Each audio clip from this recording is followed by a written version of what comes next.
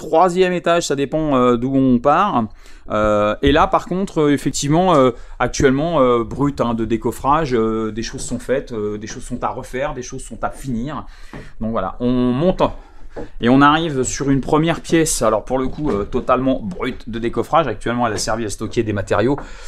Mais je voudrais bien retransformer cette pièce et en faire donc une salle de bain et un autre toilette sec à l'étage, en coupant cette pièce, en recréant une autre porte ici, sur la cloison, de façon à avoir des toilettes sèches à l'étage, une salle de bain.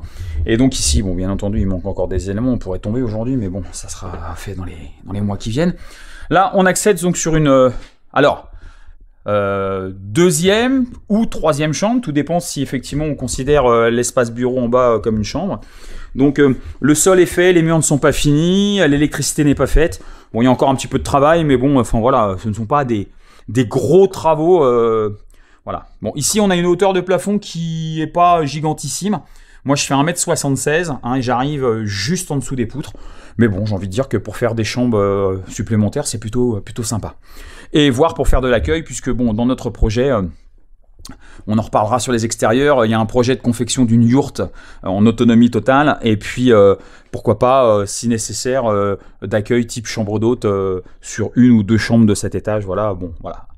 À redéfinir dans le temps. Donc je rentre sur la troisième ou quatrième chambre, donc... pareil, donc là les électricités sont à terminer. On a une fenêtre qui donne donc là sur l'avant de la maison. Donc voilà, donc là bon, mur brut, mais bon, voilà, rien de gigantissime en termes de travaux. Et donc ce qui pourrait être la quatrième ou cinquième chambre. Donc pareil, bon voilà, une partie des placos sont faits, l'électricité n'est pas passée. Le sol est partiellement fait, voilà, il y a des finitions à faire, il y a des endroits où il manque un petit peu de parquet. Donc, là, on est toujours sur la face de la maison.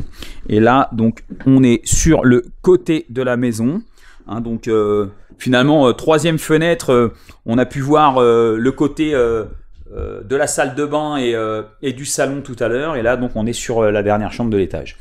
Voilà en ce qui concerne ce troisième étage. Troisième étage, bon, on peut le voir, il y a des planches normalement qu'on peut pour le moment cloisonner pour éviter d'avoir à chauffer un peu dans le vide. Alors ici aussi l'accès d'un grenier dans lequel j'aurai l'occasion de refaire quelques photos. Mais bon, je ne suis pas encore allé dans le grenier, je suis descendu tout à l'heure dans la cave. Mais je ne suis pas encore allé dans le grenier. Voilà, donc je vais redescendre sur le deuxième parce qu'il y a une pièce que j'ai oublié de vous montrer et qui va être fondamentale puisqu'elle va devenir le premier toilette sec de la maison, c'est-à-dire ici, derrière ce petit rideau, où on remettra une porte, et où là on a largement un espace pour faire des toilettes sèches. Voilà, donc on va maintenant, donc j'entends que Steph est en train d'essayer d'ouvrir, on va donc visualiser l'arrière. Donc alors il y a deux portes puisque là on est sur la face nord de la maison, donc on a une première porte ici, une seconde porte ici avec une grosse isolation, on peut le voir en laine de bois entre les deux. Ici on arrive donc sur un petit local qui est plutôt sympathique parce que ça permet d'avoir un petit stock de bois sans avoir à sortir à l'extérieur donc l'hiver pour aller chercher le bois, surtout quand il fait très froid ou quand il tombe de la neige.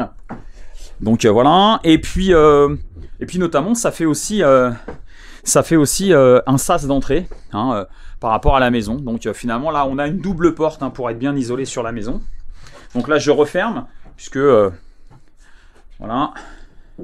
Et donc on arrive ici sur l'extérieur de la maison, sur la partie arrière. Donc là je vais juste filmer la maison puisque en ce qui concerne le terrain, je referai un film indépendant pour tout ce qui est terrain. Donc voilà, donc là on est sur la partie arrière de la maison. Donc on a une première, donc on retrouve notre porte de grange, pardon, qui est ici, donc la grange qui est traversante. Donc là on est face nord, voilà, de la maison. Ici il y a une jolie parcelle qui est donc fermée là avec le petit portail en bois. Donc ici je pense que ça va rester un secteur un petit peu pour nous. On compte faire une belle terrasse là-haut, peut-être avec un bain scandinave là-haut. Ici tout le long des fruitiers.